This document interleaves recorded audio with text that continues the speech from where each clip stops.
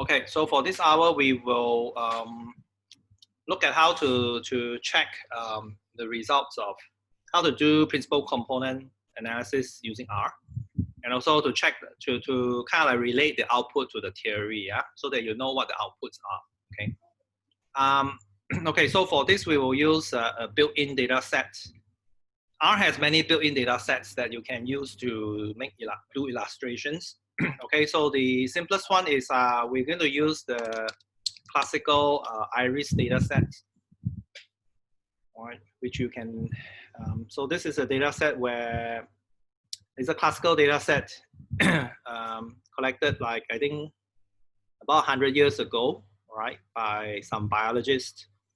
So measuring the length of the flowers, right? The different aspects like the petal length, the sepal length, the length and the width for 3 species of flower, okay? Iris setosa, Iris versicolor, and Iris virginica, okay? There are 3 species there. So here we are going to just, so as you can see here, there are 4 variables there.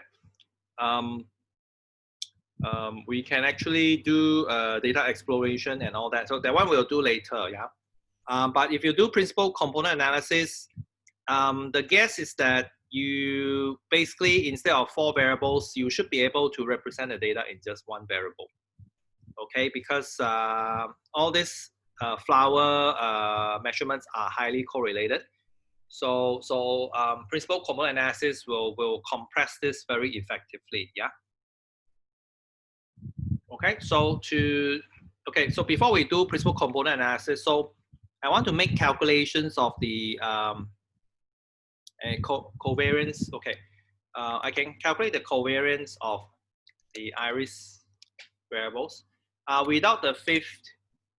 1, 2, 3, 4, 5. The 5th variable is the species, yeah. So it's actually not a numeric data. So I remove that, right? I find a covariance. Okay.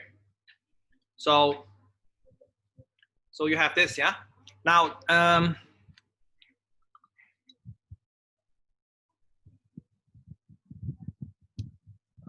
okay. So this is the covariance matrix, all right, and you can do eigen decomposition of the covariance matrix. Okay. Sorry, it's -5. So okay. So if you do eigen decomposition, it will give you 2 outputs. One is values. So these are your eigenvalues, all right? First eigenvalue 4.228, second eigenvalue 0.2426, and so on. Okay. And then these vectors will be your eigenvectors. All right, eigenvector. So the first one here is the eigenvector associated with the first eigenvalue, and so on and so forth. Okay. As you can see here, the first, if you look at the loadings, right? So you look at the eigenvalues, these are 0.36 and so on and so forth. Okay. Now, so let's do principal component for this data set. So I have PCA iris. To do the R mode, we use printcom, yeah. Principal component printcom iris. So we are doing it on the iris data set without the 5th column. Okay.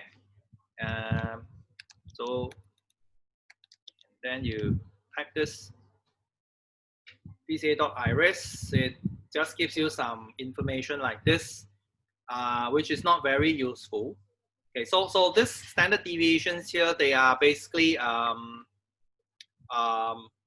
if you square that, you will get the if you square the standard deviations, you will get the eigenvalues. So the relationship between standard deviations here and the eigenvalue is that the square of the standard deviations will give you the eigenvalues. Okay. So a more useful summary is a more useful output is you summarize the PCA.iris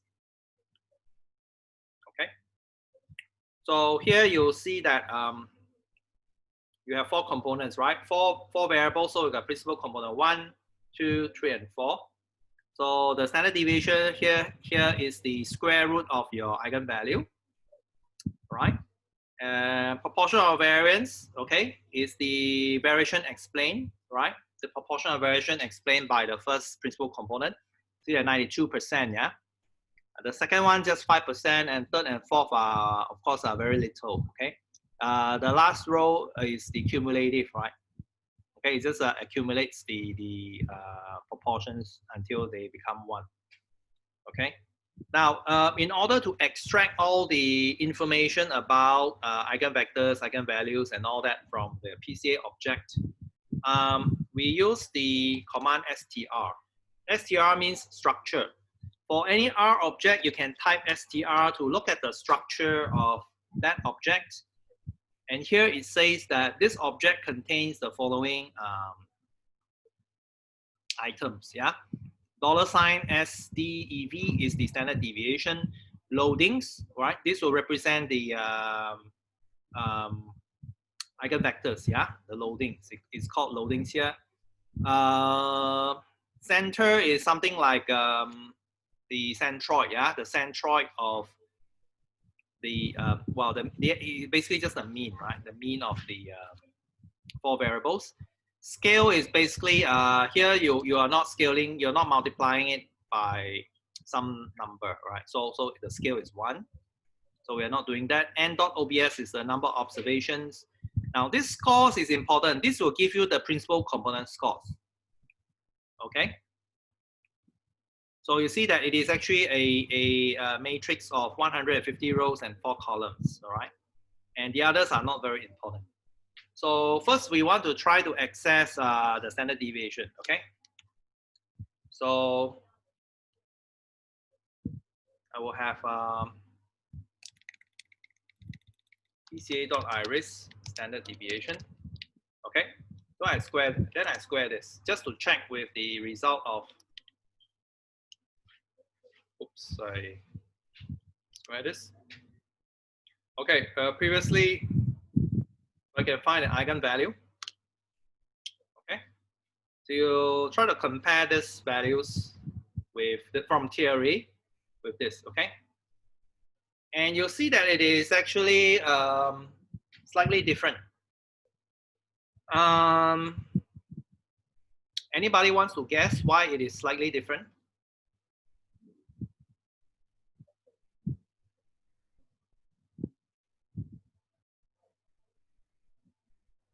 Is it approximated rather than solved analytically, or I'm not sure? It is actually something issue in machines.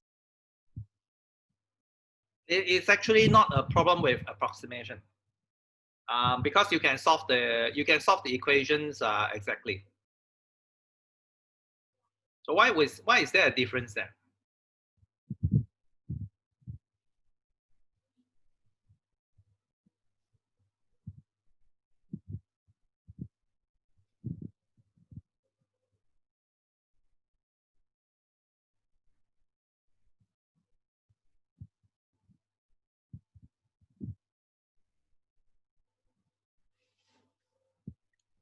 Anybody else wants to offer a guess? Hing Chun say that it's n and n minus 1. Okay, well that's an interesting guess. Okay, so let's try this, right? Now, so we suspect that it's because in one version it is actually you dividing by n. The other one is dividing by n minus 1 for the covariance. Okay, so let's try this, yeah. Now, the covariance here is actually divided by n minus 1, yeah. So we can adjust for the n minus 1 as follows, right? We multiply by the n minus 1, in this case is 149, and divide by 150. This will ensure that our covariance is actually divided by 150, divided by n, because in R, when you write covariance, right, it's actually doing the covariance with n minus 1. So let's try this. Okay, you get, if you do this, you get 4.200 something like this, right? So you get this, right? Is it the same with the result from PCA?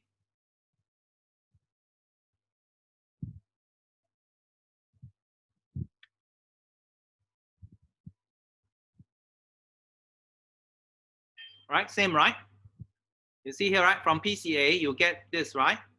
And when you adjust for the n-1, you instead of using n-1, you use n, so you get the same thing. Okay. So this is telling you that in the printcom function, right? When it does the covariance, it's dividing by n. It's not dividing by n-1. Okay. So this is just to, in case you want to check these things, you'll find that it's different, and you kind of like suspect is what is wrong. Okay. There's nothing wrong. It's just the usage of n, yeah, okay, is slightly different kind of context, okay. So this verifies it, yeah. So the first thing is that we know that this the square of the standard deviation will give you the eigenvalues, okay, so that you know what the output actually means. Now the second thing is we are trying to look at this eigenvectors here. So we want to access the eigenvectors, so we will use PCA loadings. Right.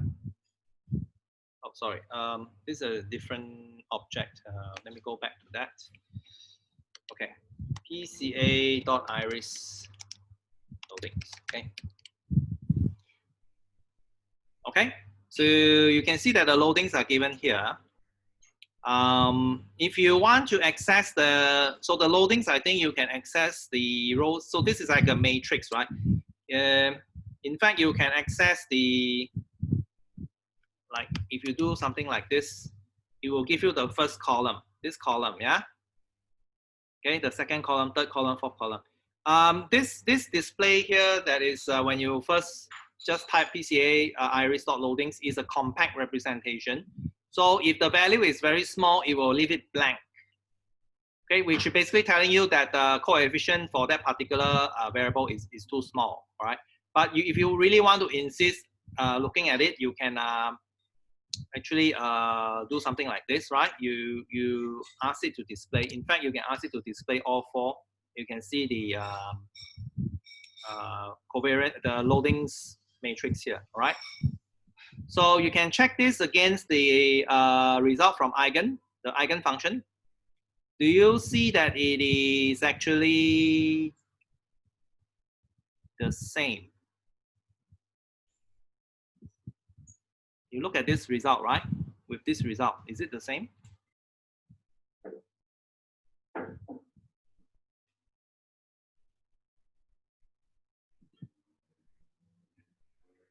Okay, it's clear, right? It's the same, right? So it's basically telling you that your PCA.iris loadings, right, they basically obtained from the eigen decomposition process. Okay, so this is no longer a mystery, right? It has we know that it's obtained from solving that from solving the equations that come from that determinant. Okay, the determinant of your covariance matrix subtract lambda times identity matrix. Okay, so we are okay with this. And then what else? So we now look at the score matrix, right? PCA iris scores. It's quite big, right? So usually when you display such things, it's better to use it, so that only you just need to look at the important features. Okay. Right. So this will be the principal component scores 1, 2, 3, 4, and this will be the actual principal component values. All right. Now in R, your principal component values are computed on the centered. They are computed on the centered variables, which basically means something like this. Let me see. Maybe I share my screen.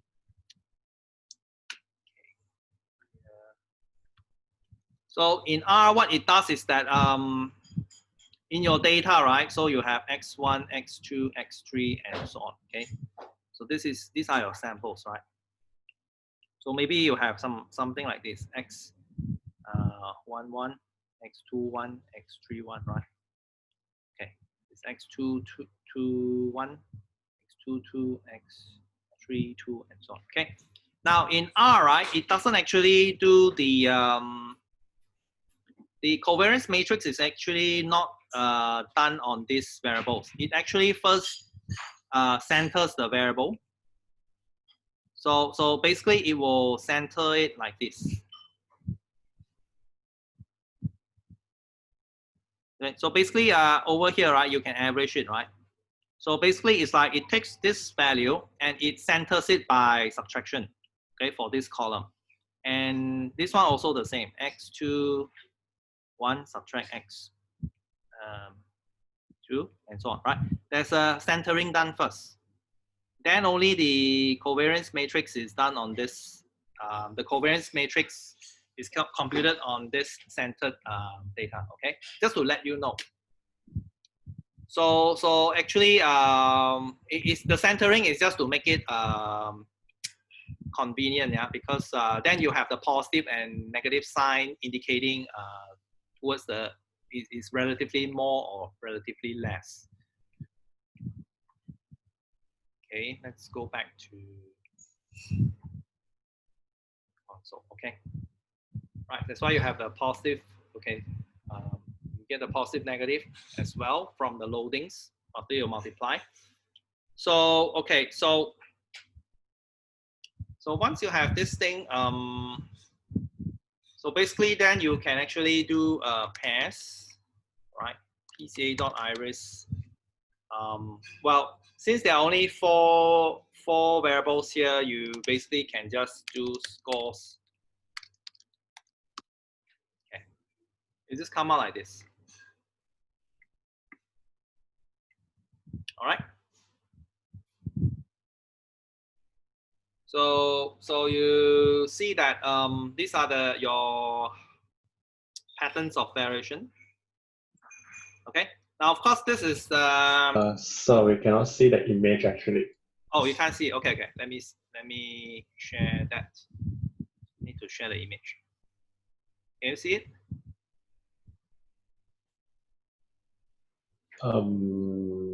Yeah. Can you see the image now? Yep. Yep. Okay. So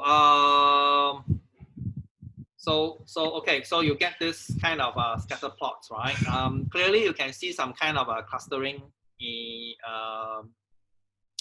PC1 and PC2 space, right? But it will be more useful if you can actually label the data points, right, to see the clustering better.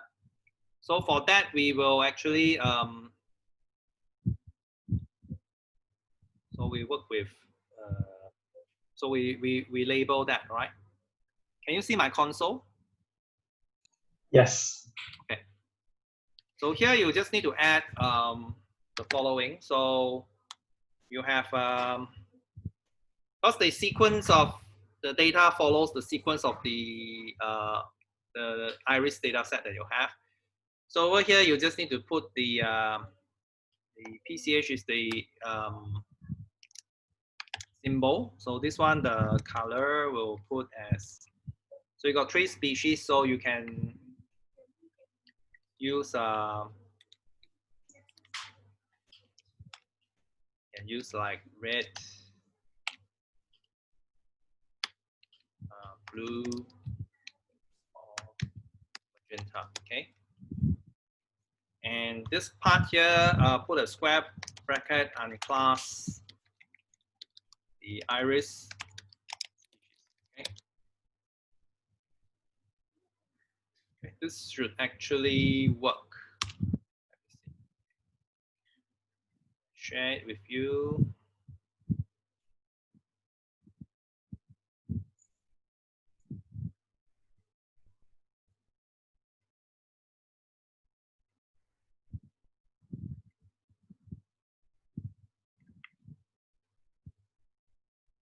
Share. Okay, can you see the figure?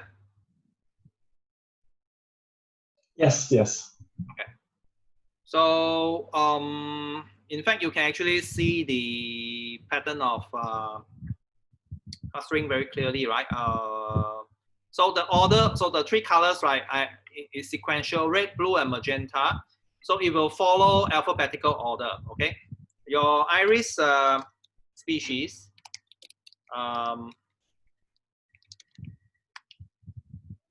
So it has three. Okay, let me see.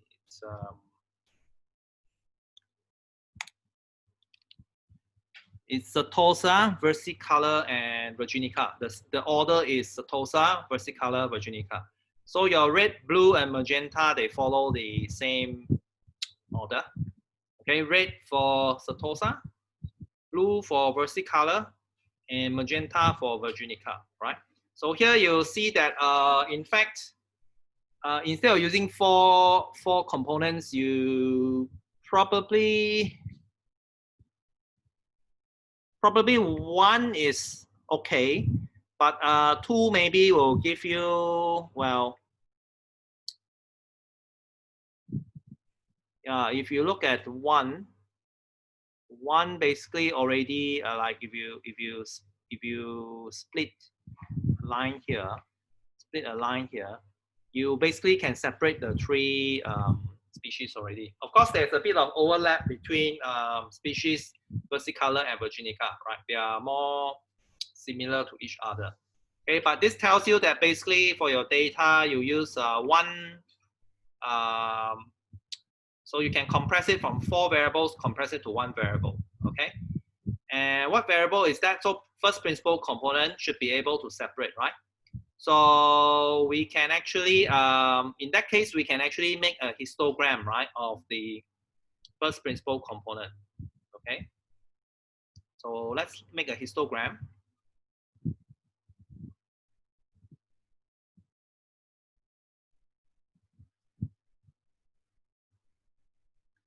Okay. So I will do the following. So so the histogram, you will have to do the following. Okay, histogram, PCA, iris, scores. Okay, the first column for PC1. So let's do the global first, right?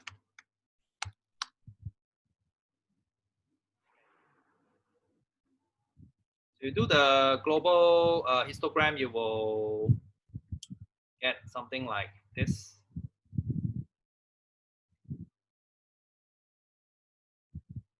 Okay, do you see the histogram? Yes. Okay. Well, it's kind of like not so useful because you want to see how the different species, right? You want to put the histograms together, right? So we don't want this. This is kind of like not very useful. So we need to kind of like plot them separately. Okay, plot them separately and maybe to color them, right? So now, in order to do that, you will probably have to, in this case, it's actually quite simple here because, okay, so here maybe you can do something like this. For the row indices here, you put iris species. So we cannot see your console now. Okay, okay. Share the console. Okay. All right, Ken, can you see now? Yes. Okay. So the first one is your Setosa. Okay, I think you can do something like this. So instead of leaving it blank, right, you insist that for the rows, right, they correspond to those samples where the species label is Setosa. Okay, and plot this. Okay, so it works. Maybe I will tidy it up first. Okay. Maybe I change the range a bit from -5 to 5, and I put a color to it so that I color it as red. Okay. right? And I'll show the end result, yeah? So here I just show so this is the first command to draw the histogram for Setosa. Then basically I just recycle the code and I have versicolor. This will be blue. And then since I'm going to add this to the same plot, I need to add an argument called add equals to t. T means true, right? So this will add it to the same plot. Otherwise, it will replace the previous plot, okay? So after I do this, I run another one. So this is the last one.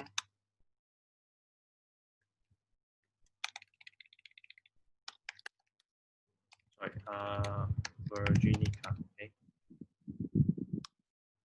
Okay, so now I'm going to show you the end results.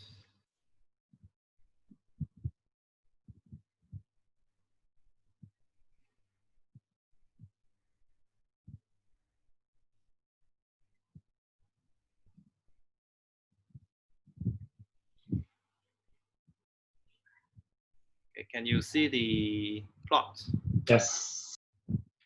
Okay, so you can see that the first principal component, which explains like close to 95% of your variation, is already sufficient to capture the major patterns of variation in your data.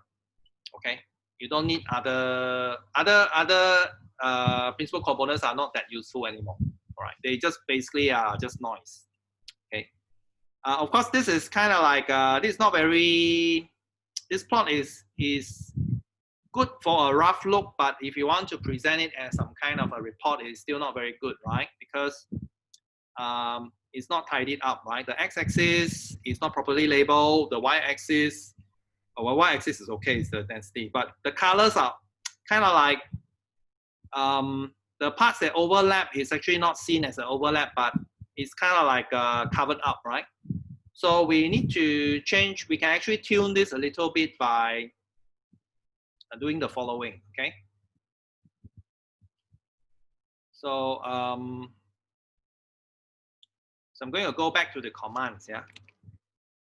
So let me share the screen now.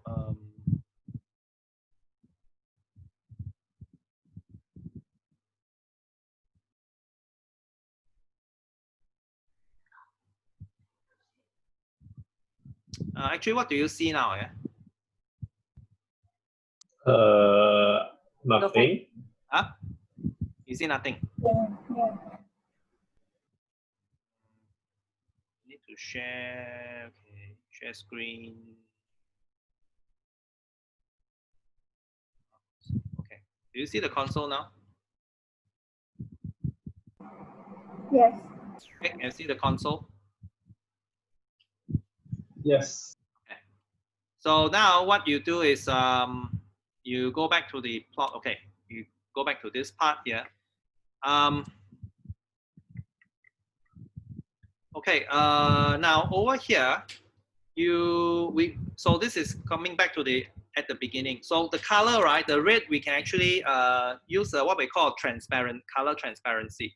So the red color is you can replace it with a command like this. RGB is the red, green, blue vector for representing all the possible colors. So there are 3 inputs here corresponding to the amount of red, green, and blue, okay, in a color. So the minimum is 0, the maximum is 1, yeah? So the red color is definitely saturated with 1. It's definitely saturated for R, red. The other colors will be 0, okay? Then there's a last number that is the transparency level. You can set it at 0.3. If it's 1, it's completely solid. If it's 0, it's completely transparent, okay? So I'll set it at 0.3. And the border, I want the border to be totally transparent. So I can use RGB. I can set anything like 1, 1, 1, and you can actually put everything 0, okay?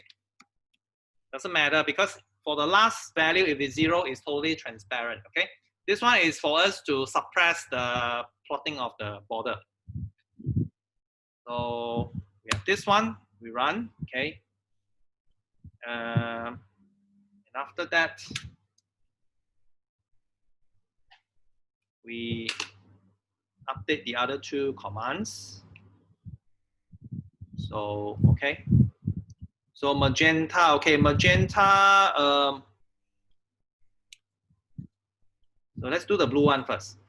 So the blue is red, green, blue, 0, 0, 1, 0.3. The border is red, green, blue, 0, 0, 0, 0 at T, okay? And the last one is magenta. Now magenta, you have to check the color. So you need to check the RGB color. So you do something like this. Color to RGB. And you put magenta. So you tell you that magenta is actually mostly red and is full red and full blue mixed together, right? There's no green.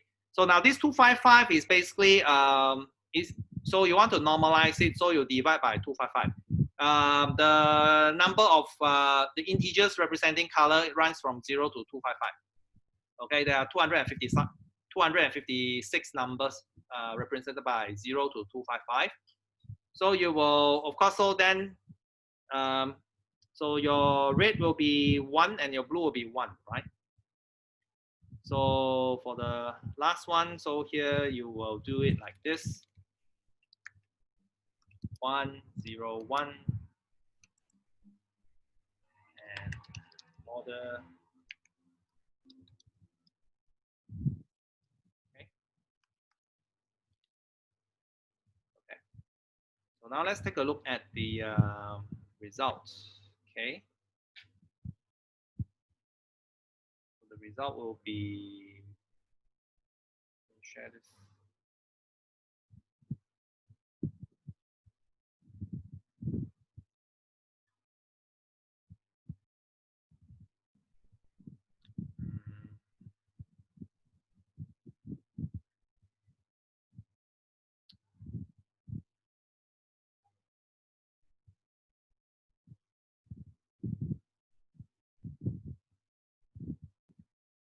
Okay, can you see the plot?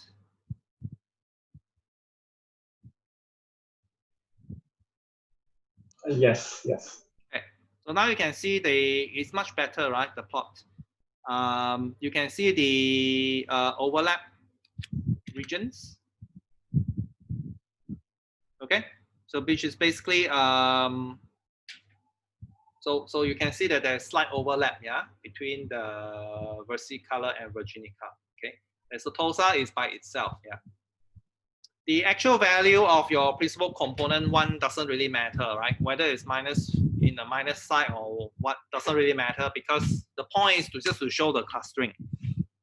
Okay. Now, so later I'll tidy up the code and then you can try to replicate this using the code, right? Especially for tidying up the x-axis and the y-axis and adding a legend onto the histogram, right? So this is just to show you the general idea of using PCA to do exploration. So we're okay with this one. And now we want to see, like, okay, so you see that the TOSA is primarily having PC1 that is negative, right? Whereas the versicolor is ranging between some maybe -1 until 2, and your virginica is ranging somewhere like 0. Maybe ranging around 1 until 4. Okay, there's a bit of overlap. Okay, so you want to see what are the variables that actually affect the principal component one. So for this, we just look at the loadings, right?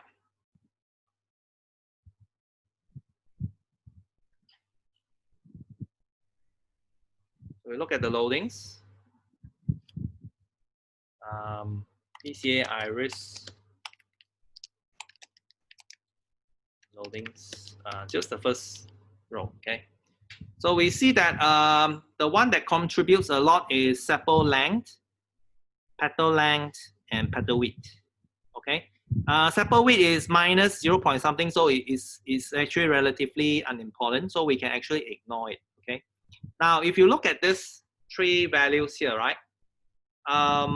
What does it tell you? So basically, your sepal length, petal length, and petal width, they are all positive values, right? Okay. So then they are multiplied by this variable. So the most important one is actually petal length, right? The petal length actually influences it to be, the magnitude is actually larger, okay? So if you look at, okay, so you can actually also look at the mean of this variable. So we'll do something like this. You calculate the mean.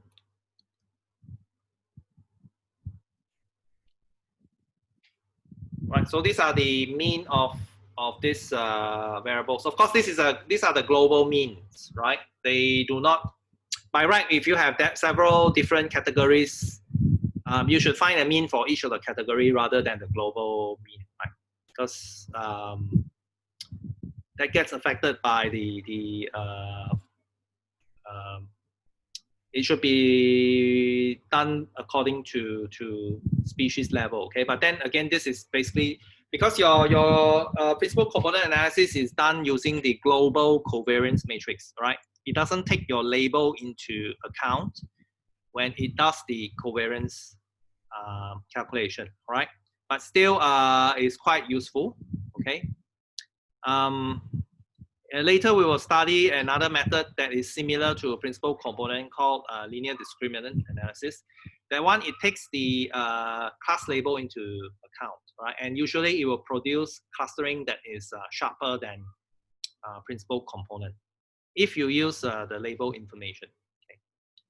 Okay, so for here, you can see that they are all roughly around the same order of magnitude. Yeah, these three things.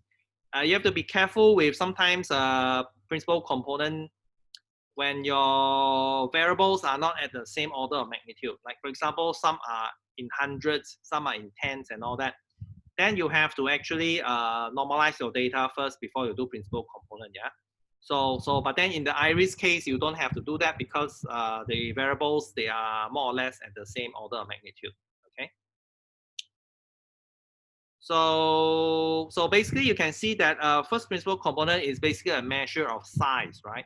Because the larger your principal, the larger are your sepal length, petal length, and petal width, your PC1 will become relatively larger.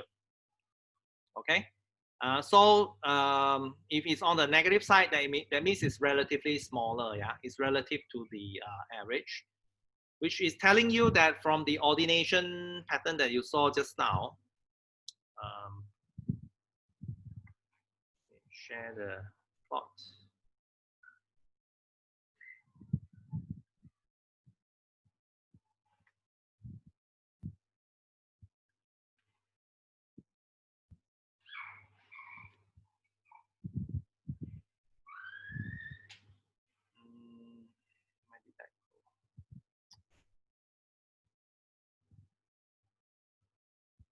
Yeah, close the.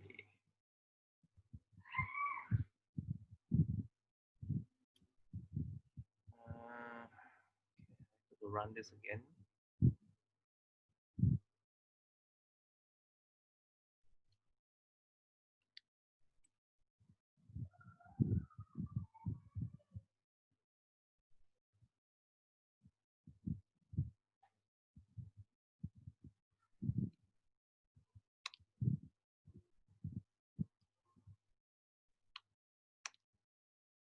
Okay, share.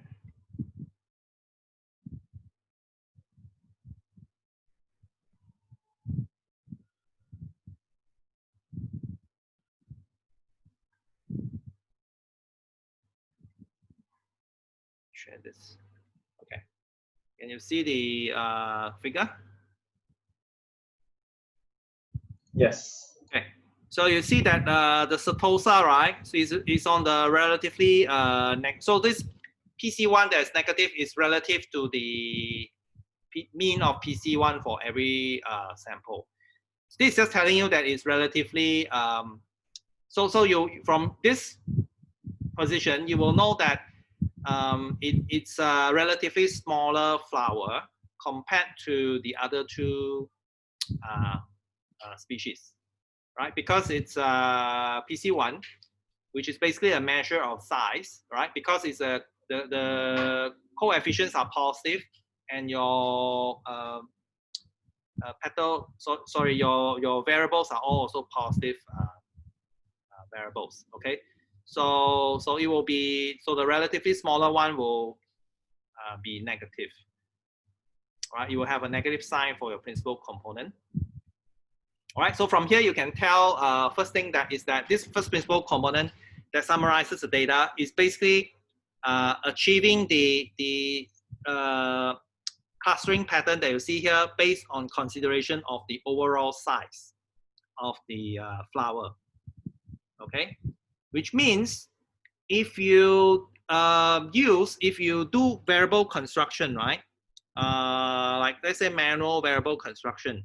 If you, for the 4 variables, if you had added up all the 4 variables, all right, you would have produced some, you added up the 4 variables and collapsed them into 1 variable and did the histogram, you would have obtained something that is similar to PC1.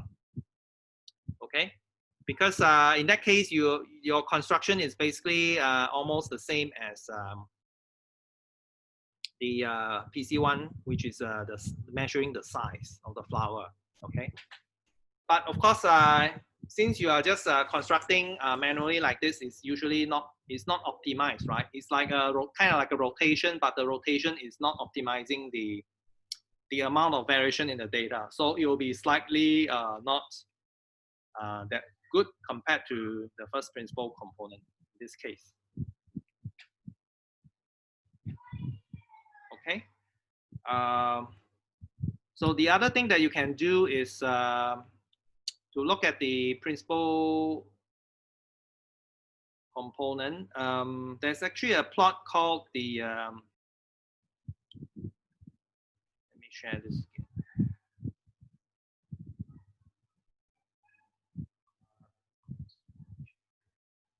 Okay.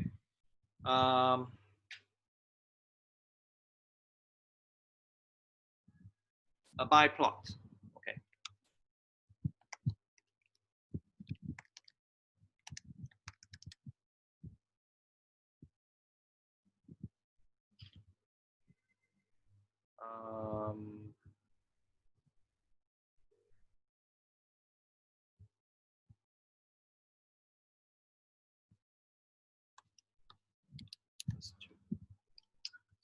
I think it's a biplot 1 and 2.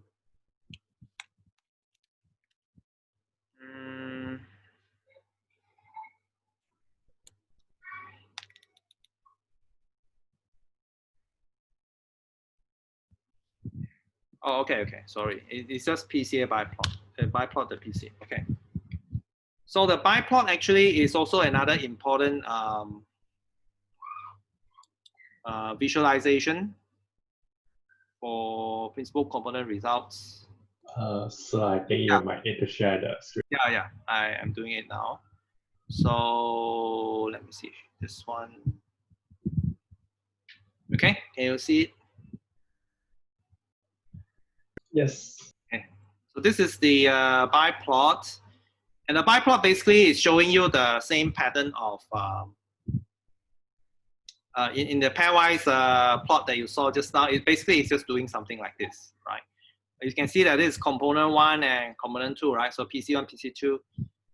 Then you have these arrows, yeah. You've got these arrows. Okay, and here you see that the arrow is pointing towards this cluster here, saying sepal width, right? And then you have this one, petal length and petal width, and then sepal length. Okay, now how do we read this arrows? Now basically these arrows, right, they are basically representing the loadings. Okay, So for example, if you are, so this is like, you should think of the arrows as a vector, okay? It has an X component and a Y component, right? So it basically corresponds to the loadings, yeah? If the loading is very large, right?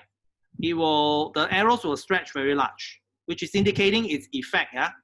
So for example, you see sepal width, right? The arrow is until this length here. So it actually has two components. One component here, the other component here. Okay, so I'm just wondering whether I can actually draw something on this. Okay, never mind. So, so you can see that there are actually two components here. Can you see my arrow moving on the figure? Can you? Yes. Okay. So you see that sepal width, right? There's an X component here. There's a Y component here. So basically, it's telling you how much influence it has on the components, right? So it's moving. So it is, if you have sepal width, right, it's pushing. If your sepal width is large, it will push it to the left side.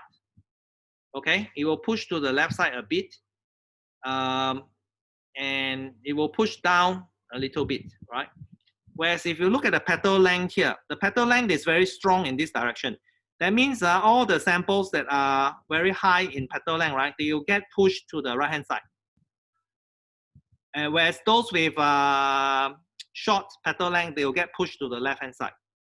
Okay, so this is the idea.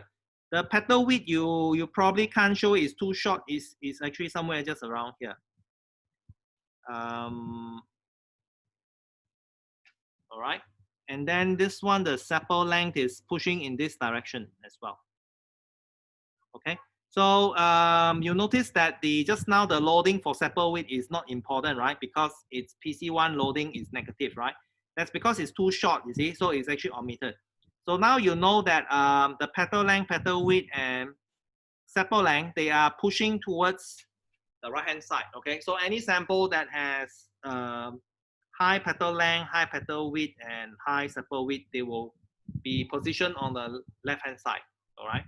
Whereas those on the, on the right-hand side, whereas those that have relatively smaller petal length, petal width, and petal sepal length, they will get pushed to the left side.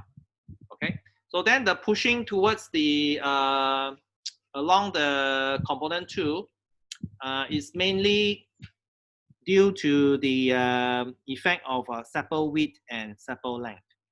So sepal length, those that are a bit higher on the sepal length, and sepal width, the size of the sepal, yeah. So the size of the sepal will push the samples towards the negative side for component 2. Yeah, you can see that basically all 3 species of flowers, right?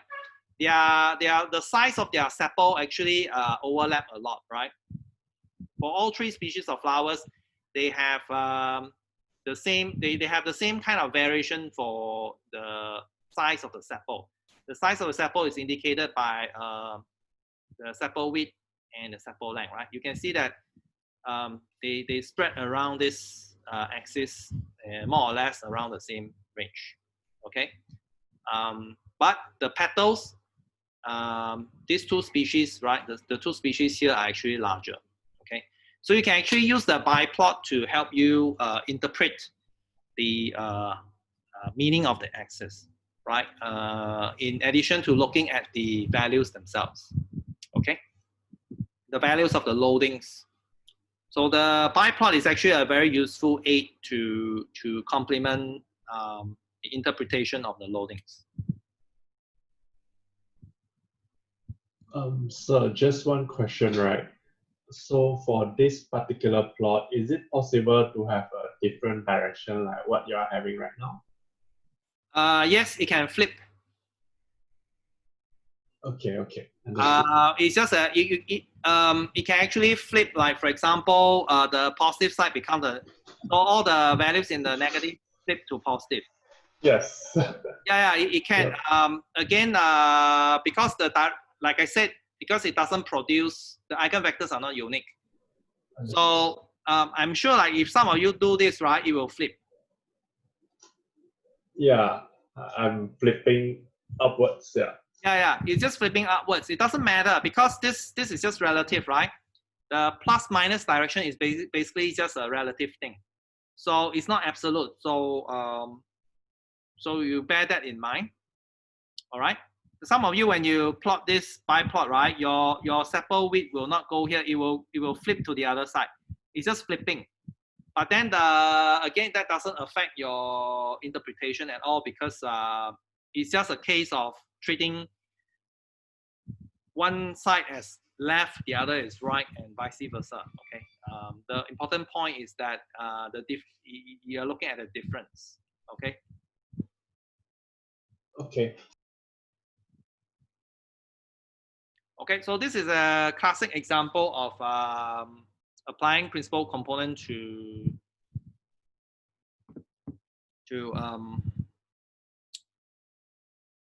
the iris data.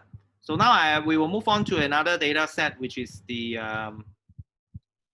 look at one more example. This is the crab data, yeah. Okay, Hin Chun. Based on these loadings, how do we separate the species? Apart from telling, you can separate the species based on the PC1. Yeah, so you can select cutoffs. You can select appropriate cutoffs, right? Just now, if you're thinking about this in a machine learning context, let me see.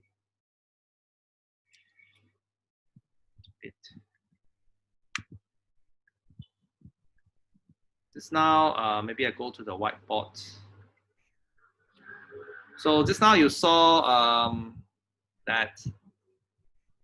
So for PC1, right? So you have something like this, a negative side, this is 0. So you have then you have the blue is something like this, and then you have the magenta is something like this, right? Okay, that's roughly just now the pattern that you got, right? You can basically, if you think about separation, you can do a cutoff like this. So PC1 less than, let's say this is 0 minus 0.5, you classify as red, right? All right. And if then over here you might want to classify like this. This may be something like 1. So PC1 less than 1, but more than or so maybe it's less than equals to more than minus 0.5, which means in this interval, then you will classify as the blue. Okay. Of course, you will make some errors here, right? Because some of the magenta, they're actually falling inside this part. That's because, well, that's unavoidable because for the variables that you have used, there is no complete separation, right? This is quite normal. As long as you get most of them correct, that is fine. And then finally, PC1 greater than 1, so you will just classify as magenta, okay? So this part, anything here, all magenta. This part, everything here, all blue, classify as blue. Anything all here, classify as red.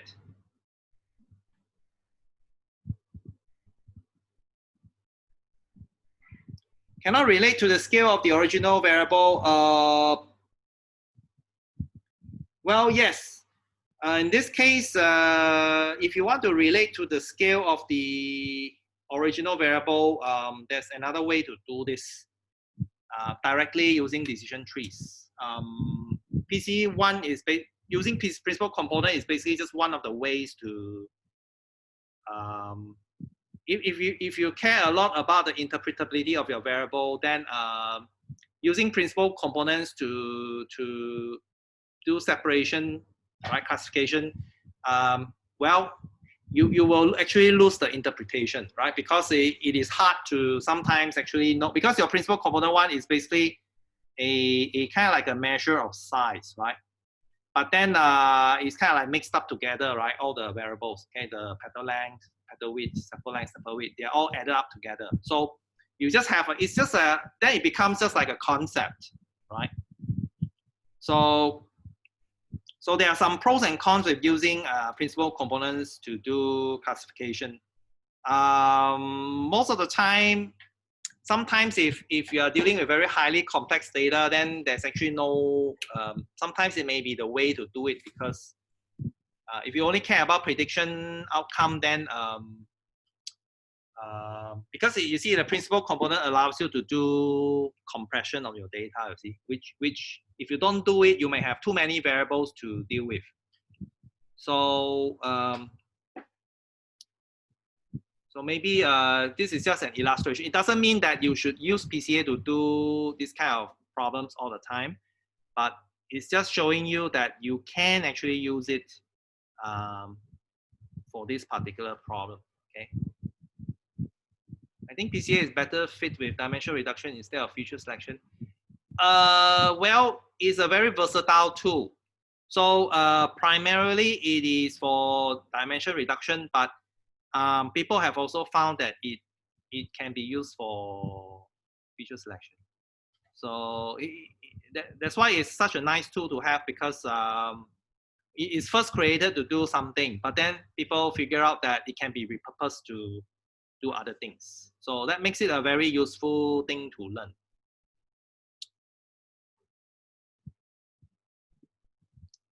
Okay. All right. So so now I will go to the CREP data. Okay, to show another example of the CREP data. Another example of using principal component on the CREP data.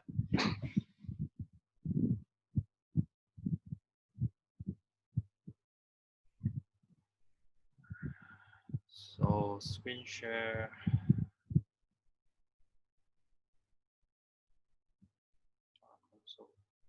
Okay. So okay, so to do the CREP data, I have to access the library called mass, and you have just check the data, right? CREP. So you have 5 variables here. Okay, frontal lobe, real width, carapace length, carapace width, and body depth, right? As in the lecture notes, you saw one of the examples. Okay, so let's directly do principal component here, principal component analysis for CREPs. Green comp CREPs. Now, you be careful here. You want to specify the columns with data, right? So that's column 4, 5, 6, 7, 8. So that will be 4 until 8. Okay.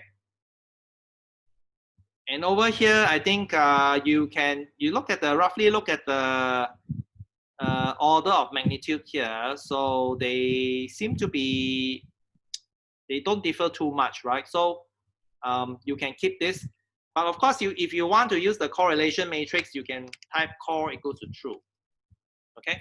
So by default, it's using the covariance matrix for eigen decomposition. So we just keep that first. Then we can compare the result with using the correlation matrix for eigen decomposition. So again, the same, right? After you have done this, you can summarize. Look at the summary. Okay.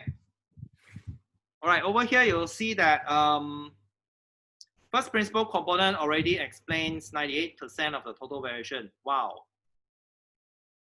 Second principal component, 0.9%. Third principal component, 0.7%, and so on, right? you would think that, well, first principle component is the best one, right? Let me show you something. So let's look at pairs, the pairwise plots, right? Pairs of PCA crabs. So since there are only 5 components, you just use all, yeah? Okay, let me show you the scatter plot.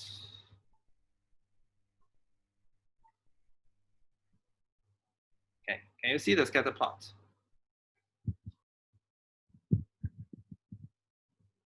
Yes. Okay. So you see, now if you just roughly look at this, okay, there seems to be some clusters, right? Which of the scatter plot here shows you that there seems to be 4 clusters? Which one?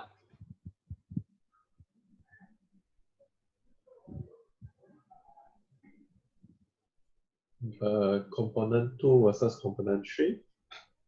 That's right. You look at this pattern here, right? It looks suspiciously like there's one here, one here, one here, and one here. Whereas you look at 1, 2, right? There's like nothing much. It's like something like going up, then something coming down, right?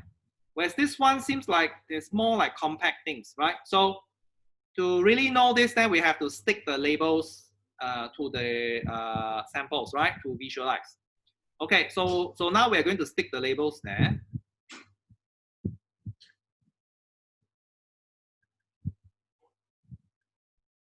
Okay, so how do we stick the labels?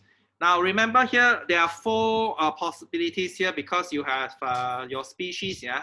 Well, let me just, your species is, so sorry, your species, you got the blue variant and the orange variant. And then the sex, you have the male and the female, right? So altogether, there are 4 combinations, okay? So we want to create the label, like we want to join these 2 labels together, BM, and we just want to join them together to indicate BM, BF, OM, OF, okay? So now, let's see how do we join it. So we just design an object called label. And this is what we're going to do, yeah? We apply crabs. Okay, for the data set, yeah, of crabs for just the first 2 columns, we go by the row for 1. 1 means row, 2 means column. And we paste the 2 things together, right? It's a text, so we paste together. We paste K, and then so you can just use this command. Paste, so this is a function, the input. Okay, the row here, so basically you're pasting the row together, you collapse them, and then you put a quote on them, okay? You check the label, so you get all this, right? BM, BM, OM, BF, and all that, right? Basically, you are just joining that. That command allows you to join them together. So this will be your class label, right? And therefore,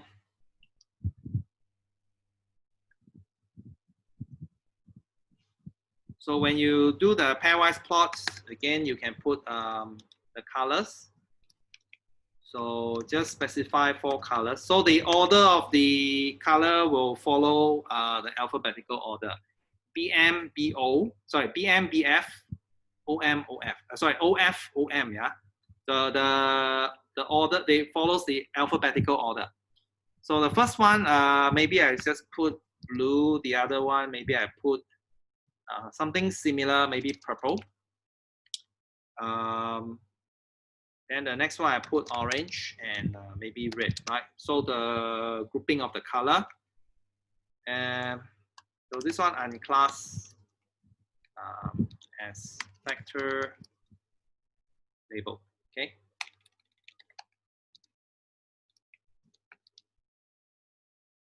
All right.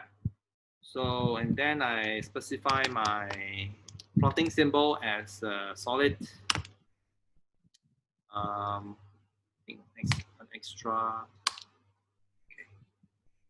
So I'm done already. So let me share the screen with you.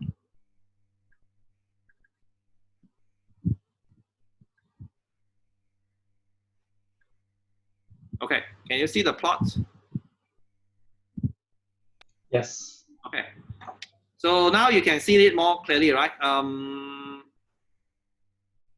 In fact, now previously our intuition was correct. There are 4 clusters, one here, one here, one here, and one here. And you see that the blue variant, right? The blue and the purple, they are grouped together, and the orange and the red, they are grouped together. So in fact, over here, the component that you should be looking at is 2 against 3, not 1.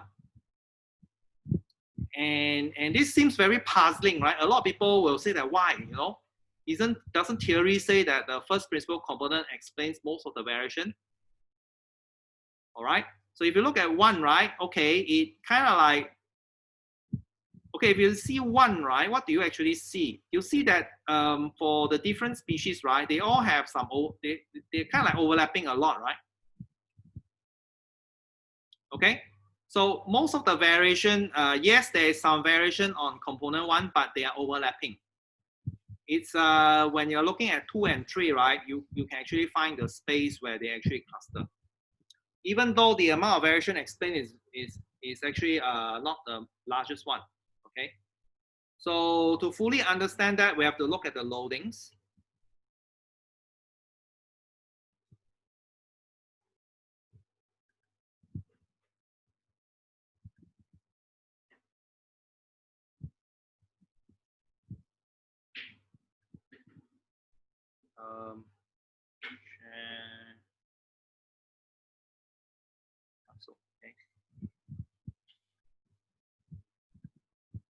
Okay, you see my console. Yes. Okay. Now let's look at PCA CRAPS loadings. Okay. Now look at the first component, and you look at the loadings for all the 5 variables. What do you see?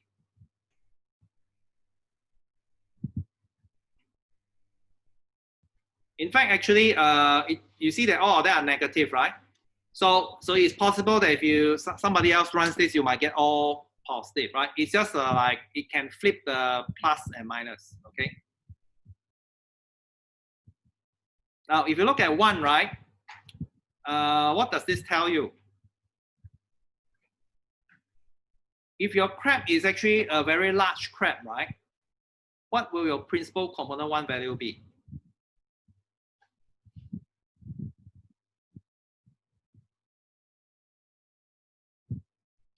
Very negative, right? Because your FL, RW, CL, CW, and BD will be large.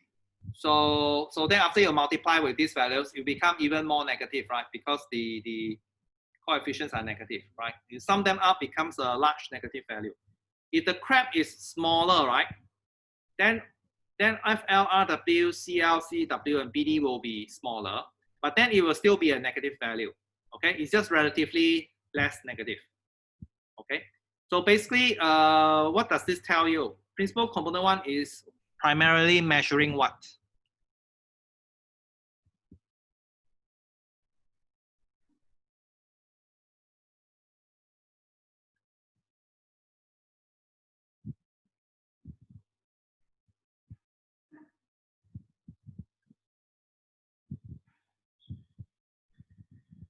Anyone? What is it measuring? Variable CW.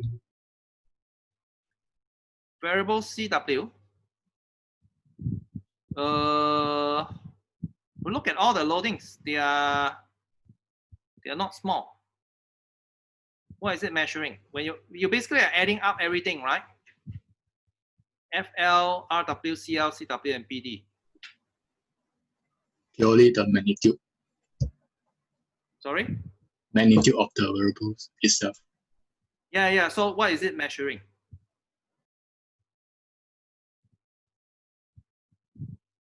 The size?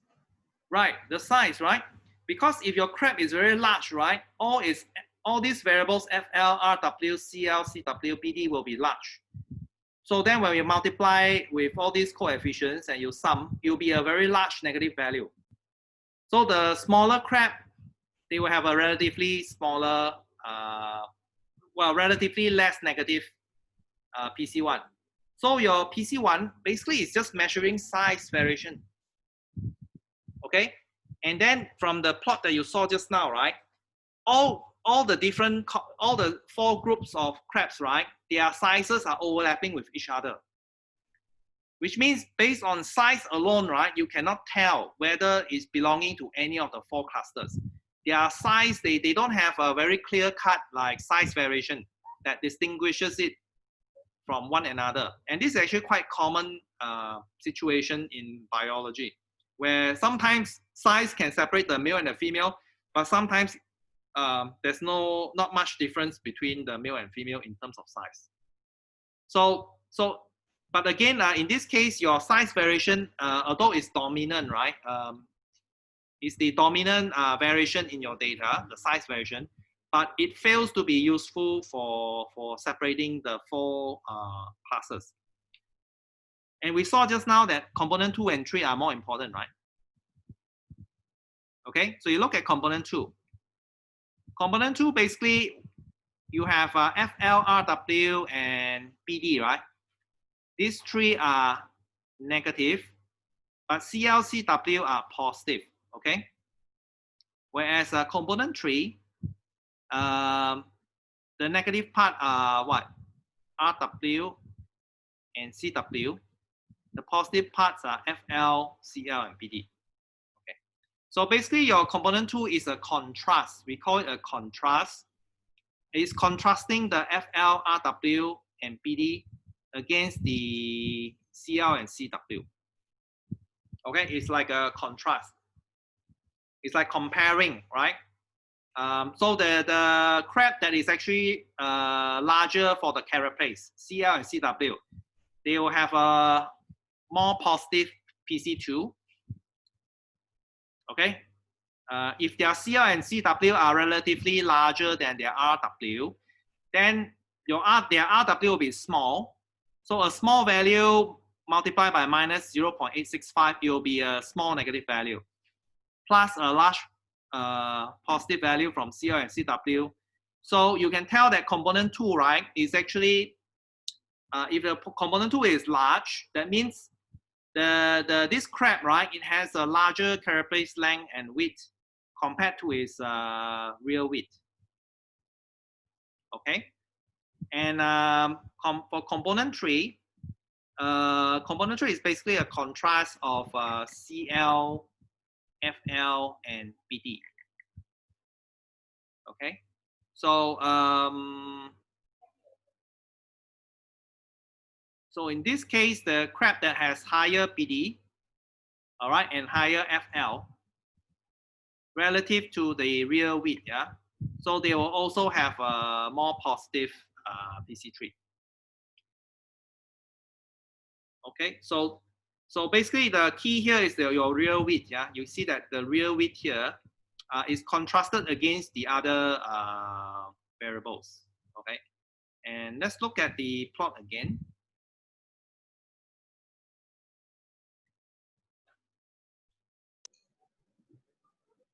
Sorry, Dr. Khan. Yeah. So let's say we don't take this data set, but in general, if the component actually showing the same magnitude, then it might not be useful in our case, is it?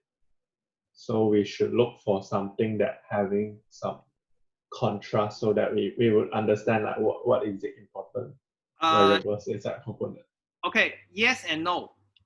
In some cases, if they're all of the same sign, right, it's basically a measure of some size. Okay. Sometimes size variation can be an important separator. So there's no general theory that says that if the signs are all the same, then you start looking for the other components. Because it's just saying that size variation accounts for most of the variation. But it doesn't tell you whether this variation actually is useful for clustering. It sometimes is, it sometimes not. Okay. Yeah. So the idea is that when you study this kind of principal components, it's good to look at different kinds of examples so that you're aware of the wide variety of possibilities that can come out when you use PCA. And then that will enrich your understanding of how to use it properly. And let me go back to the plot just now.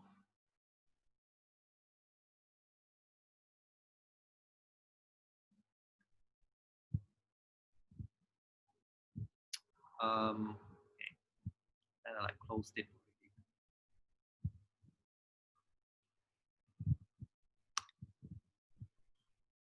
Okay, here.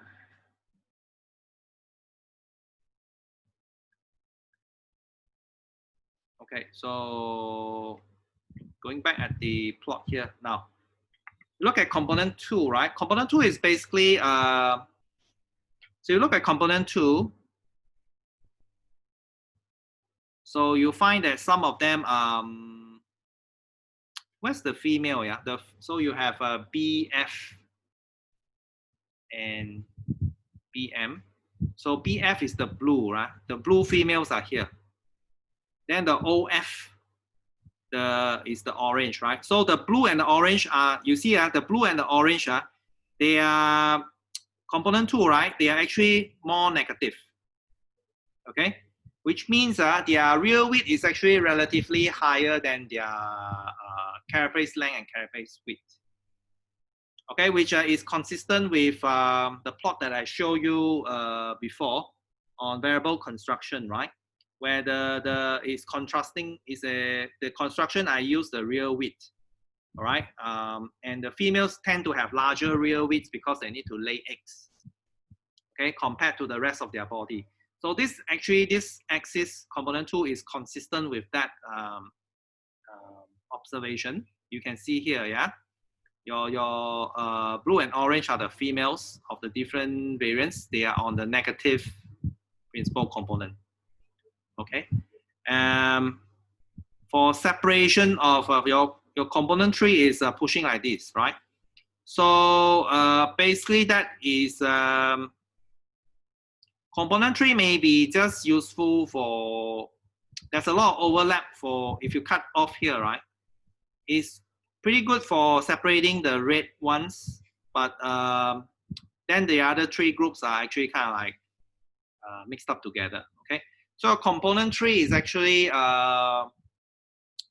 the interpretation is actually not that, it is like some kind of a fine variation that is peculiar to this red group, but not to the other three groups, okay? Whereas your component 2 is basically more useful because if you cut somewhere like this, you have two groups, right? Your blue and orange is separated from the purple and the red, which basically are differences between the male and female. Okay, so here I show this problem is just to illustrate to you that when you use principal component, you have to keep an open mind with respect to the components that you actually look at, because your important variable may actually be in other components, not necessarily the first one. All right.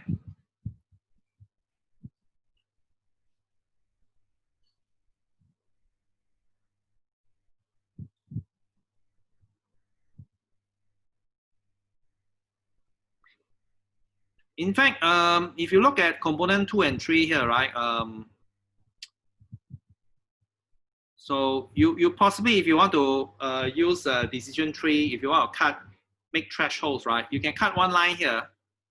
You cut one line here, these guys here are all separate, are mostly separated. Then you cut one line here, you will separate the red. You cut one line here, you will separate the purple, and the rest here will be blue. Okay, so 2 and 3 are the correct space to actually do the clustering.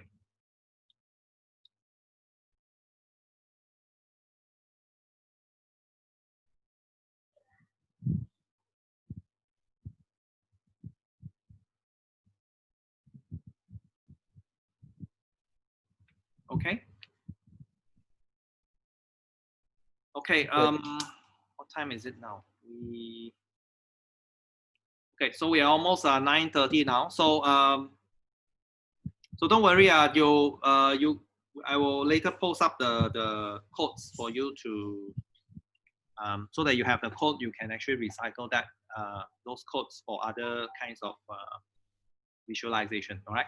So so I want to keep the next maybe 5 minutes for some Q&A about principal component analysis that that you have learned today. So any questions from you?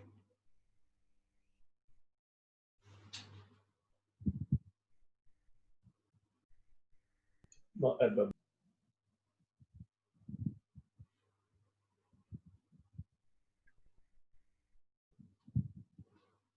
Any questions from I don't know some of you Chang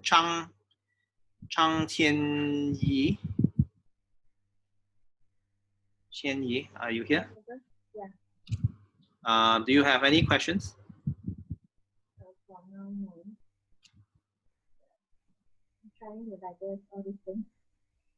Okay, trying to digest it. You can watch the video later, yeah. Okay. How about Hafiz?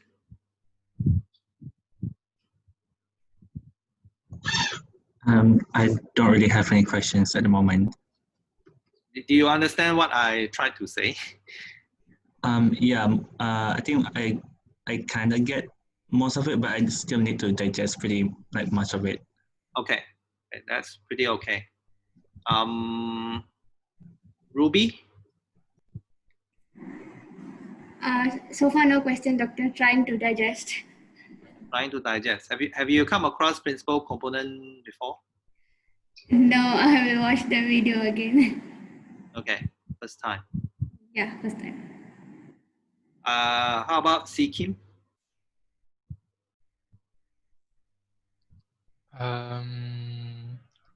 Understand about 60%. Okay, that's good. 60% first hearing. Yeah, so it's okay. I mean, if you listen to it one more time, maybe more slowly, be better. Xiao Hong, how about you? I'm fine. You're fine, right? Okay. Should be. Farah Nashwa?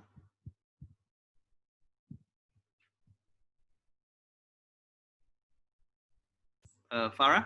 Yeah. Yes. Yeah. So how do you? I think I got it, but I need to practice with another example. Okay. So you have used it. You have come across it before, yeah? No, not yet. Oh, not yet. First time. Yeah.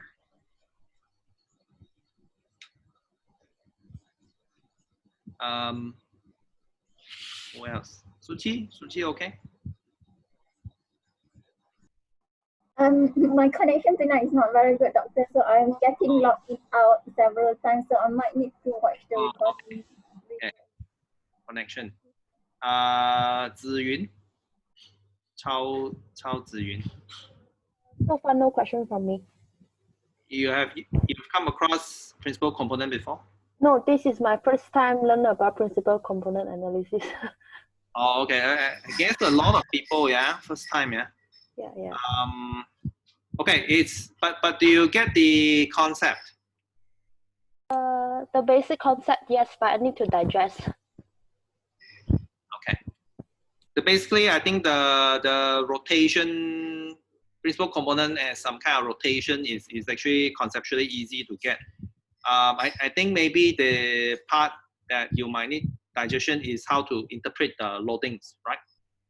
How to think about the loadings part and relate it to interpretation. Yep, I need to digest for that part.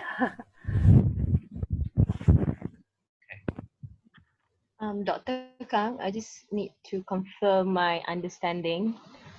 Okay. Just now you said that the first component shows variation for the weight, right? So it's a matter of the question that we are asking, is it? Like if we want to see the variation between the weights, then we would choose component 1. Am I right? Or what's your... No, well, the first component is not always measuring size.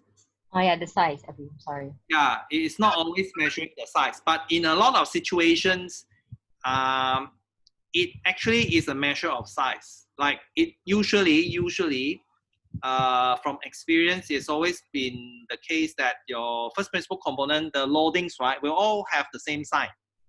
It's measuring like some overall kind of size for all the variables you are using.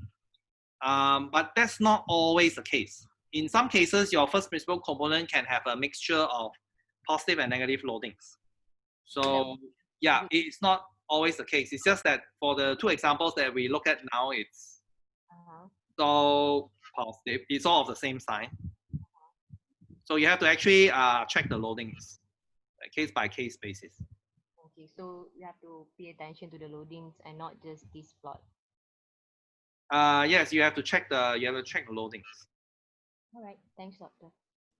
Yeah, hi, doctor. I have a question. So, do you think this principal component analysis will always favor if we can have only the horizontal or vertical separation of the data? Like for example, like 1 and 2, if we use horizontal line, it will be easier to separate as compared to 2 and 3. Although by human judges, we can easily find the cluster between 2 and 3, but it may require more advanced algorithm like decision tree.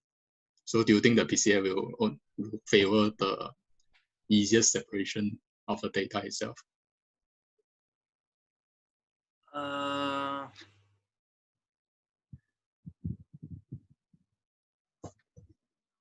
not sure, just based on my observation in the data now.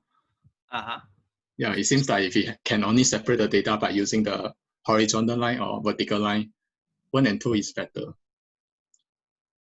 1 and 2 is better? Yeah. Why 1 is better? I mean, if you're using 1 and 2 as the variable to separate the data, and then we can only use the horizontal line, let's say, then we like put a line at... Oh, you're drawing, right? Are you drawing on the screen? Oh, no. It's just that I think you meant that plot, is it? Actually, 1 is actually not useful. If you cut 1 here, right, you'll find that if you make a cut, like let's say somewhere around here, you look at this region and this region, it's all mixed up. Oh, what about using 1 and 2, but use 2 as the... Yeah, 2 is definitely there because 2, if you cut horizontal like this, more or less the within that region, it's it has a consistent. I mean, like the variation. So you basically, like, for example, you cut like this, right? So in this region, they are mostly of the same type, right? Yeah. So 2 is definitely there. The question is, you 2 combine with another one more dimension. So I guess the other dimension is probably 3, because for 3, right, at least if you cut 3 here, right, you can completely separate the, you can almost completely separate the red cluster. So it's like, for example, if you want to cut, right, you cut here, you got all the reds, and then you make 3 cuts here. 1 cut here, you get the purple. 1 cut here, you get the blue. Then the other cut, you get the orange. So I would say 2 and 3 are more useful. One is basically not useful because in this case, your size variation doesn't explain the clusters. It's just that all the clusters, right, their distribution of the size, right, is about the same. So you can't use that as a basis for separating them. You have to remember that in principal component analysis, right, you're using the global covariance matrix. In fact, you are not using label information, you see. You're not using, it's basically an unsupervised method because you don't separate the data into different groups and use their label information. That's why your separation, right, is actually not as fine as other methods that take into account the label information, like linear discriminant. So it's actually considered a rather rough method for the first kind of data exploration work, but often is quite enough. Okay, the color that we superimpose here, right? They will actually, the information is actually not used in the calculation of the covariance.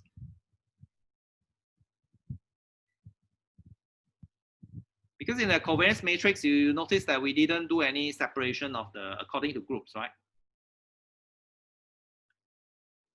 Okay. Can it since right we doesn't look into the label, right? So do you think this can also be like something like unbiased classifier?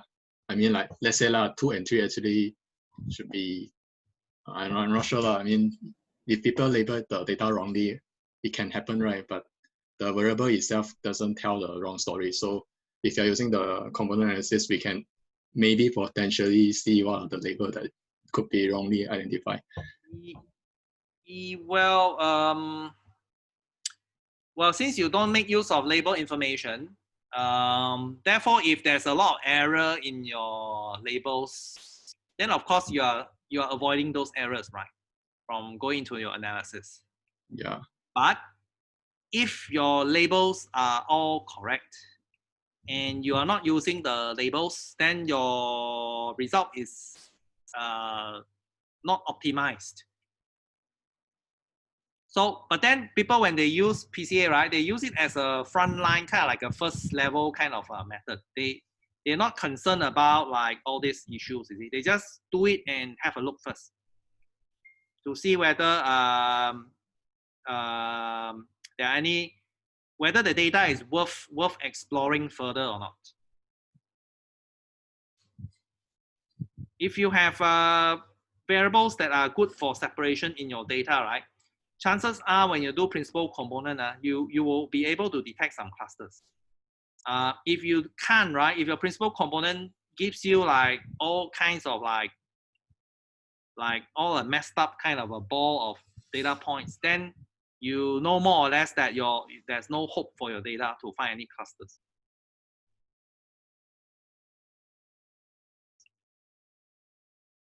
Okay, Jeff? Yeah, okay. Yeah. Cool. Thanks. All right, okay, so, yep, okay, so we're slightly off time now. So, all right, so we'll just stop here for today. So initially we plan to do a bit more on the variable construction thing, but maybe I'll leave that for next week. Okay, so don't worry about the notes. I will update later because it takes a bit of time to compile them. Yeah, but in the meantime, you can look at the video and the commands again to do some kind of revision. Okay. Dr. Kang, just wonder for the breast cancer data set, do we need to do anything at the moment? Okay, so since you already learn principal component, you can compare. You can do the following two things. One is you figure out, you do some kind of variable construction, right, and look at patterns of clustering. The other one is you just do a principal component and see what you get, and then you contrast the two methods. Okay. Yeah. So maybe we'll look at that next week as a kind of further further trying to get further understanding out of this method. Yeah. Okay, so I think I will stop now. Okay, thank you for listening, and we'll see you next week. Yeah. Okay, thank you, Dr. Kang. I'm going to stop the recording now. Yeah, thank you.